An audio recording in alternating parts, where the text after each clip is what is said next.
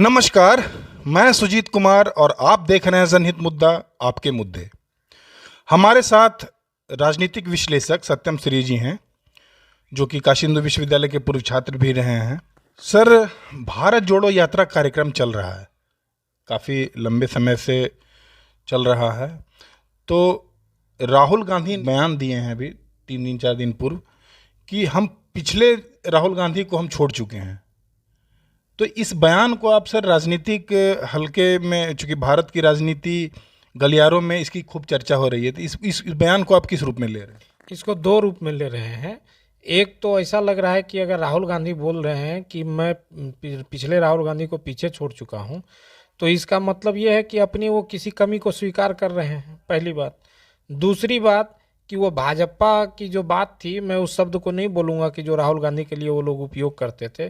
शायद कहीं ना कहीं उनको लगता था कि अंदर से उन्होंने भी इस बात को स्वीकार कर लिया था। नहीं, वो खुद कहे हैं कि हमारे नाम को बदनाम करने के लिए बहुत करोड़ों रुपए खर्च किया गया है।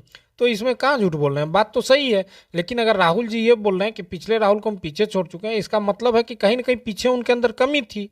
और ठीक है, अगर उस कमी पे विचार कर लिए और उसमें सुधार के वो आगे बढ़ने का प्रयास कर रहे हैं, तो वाकई लोकतंत्र के लिए तो बहुत अच्छी बात है। जिस प्रकार से यह यात्रा हो रही है, तो इस यात्रा का 2024 के आम लोकसभा चुनाव में इसका क्या असर पड़ेगा? नहीं, इसका तो बहुत ही असर पड़ेगा। इसलिए पड़ेगा क्योंकि भारतीय जनता पार्टी अभी बैकफुट पे है। ठीक है, या तो भले ही वो किसी रणनीति के बस हो या चाहे जिस वजह से हो, कोई ऐसा नहीं है कि भारतीय जनता पार्टी जो है सो वो भारतीय राजनीति का मतलब कि अमर वरदान या अमर बेल लेके आया है। लेकिन निश्चित रूप से अभी वो बैकफुट पे हैं, क्योंकि उनका हर एक दाव इस बार कांग्रेस और कांग्रेस की आईटी सेल या देश के जो युवा लोग हैं विभिन्न क्षेत्रों से, जो बोलते हैं कि मैं कांग्रेस का नहीं हूं लेकिन फिर भी राहुल गांधी के साथ हूं, तो निश्चित रूप से वो लोग सारे लोग मिलके बीजेपी के दाव को उल्टा कर दे रहे हैं। और ये इनके अंदर कॉन्फिडेंस दे रहा है। और वैसे भी अभी तक राहुल गांधी कमरे के नेता थे भारत जोड़ो यात्रा से पहले, अब वो जननेता बन गए हैं। ये बात आपको माननी पड़ेगी। ये कोई छोटी मोटी बात नहीं है कि इतने राज्यों के लोगों से सीधा संबंध, सीधा संपर्क और सबों का लगाव, सबों का जुड़ाव, ऐसे नहीं कोई और जिस हिसाब से उनके साथ जो लगे हुए हैं लोग, तो ये बात तय है कि इनका जुड़ाव हुआ है। और वो पिछला राहुल गांधी सोचने की गलती तो अगर करेगी बीजेपी, तो अब की बार उसको महंगा पड़ जाएगा। अच्छा, क्या यात्रा की वजह से बीजेपी बैकफुट पे है या फिर बैकफुट पे होने की वो उनकी एक सोची समझी रणनीति है?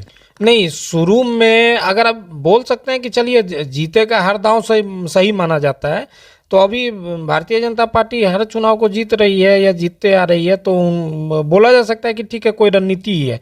लेकिन ऐसा नहीं है कि इनके मनोबल को गिराने के लिए, राहुल गांधी के मनोबल को गिराने के लिए इन्होंने कोई कोर कसर छोड़ी थी। ठीक है, मतलब निम्नतम से राजनीति के क्षेत्र में जो निम्नतम से निम्नतम टिप्पणी हो सकती है, वो सारी चीज़ें राहुल गांधी के साथ करने का प्रयास किया गया।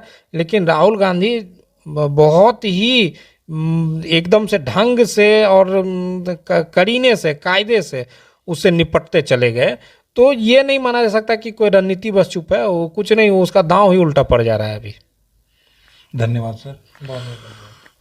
तो यह तो देखने का विषय है कि भारत जोड़ो यात्रा का एक व्यापक प्रभाव भारत की राजनीति पे किस प्रकार से पड़ता है।